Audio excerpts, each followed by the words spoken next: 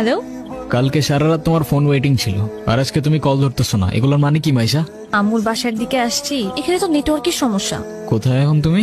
আমি বাসায়, আর কোথায় থাকবো? তোমার আশেপাশে কেউ আছে? আম্মু আছে তো, বেশিক্ষণ কথা বলতে পারবো না। একটু বের হইতে পারবো আজকে? আরে না, বললাম তো আম্মু আছে, আমি কিভাবে বের হবো বলো? নীরব, আমি জানি তুমি আমাকে অনেক খারাপ ভাবতেছো। তোমার কি মনে হচ্ছে? কি ভাবা উচিত তোমাকে? তোমার পাশে তো তোমার আম্মু না। কোথায় তোমার আম্মু? আন্টি? তুমি ওর সাথে এভাবে কথা বলতেছো কেন? এ ভাই, তুই কে রে ভাই? মাইশা, তুমি কিছু বলতেছো না কেন? কি বলবো? মাইশা, তুমি চলো তো আমার সাথে। আমি বুঝতে পারছি ও তোমাকে ভুলভাল বুঝেছে। আর যাই হোক, আমি তো তোমাকে চিনি। আমি কথা দিচ্ছি, আমি সবকিছু ভুলে যাবো, তুমি আমার সাথে চলো। তোমাকে ডিসাইড করতে হবে, তুমি কার সাথে যাবা, আমার সাথে নাকি তার সাথে?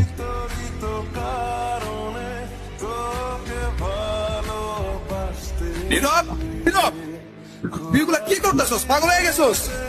আমি তোর রাতে জীবনে সিগারেট পর্যন্ত দেখিনি, আর আজকে তুই কি হয়ে গেছিস ভাই? বাবার কষ্টের টাকাগুলো সব আমি নষ্ট করে ফেলছি ভাই। আমি কি করবো? আমি আর পারতেছি না ভাই।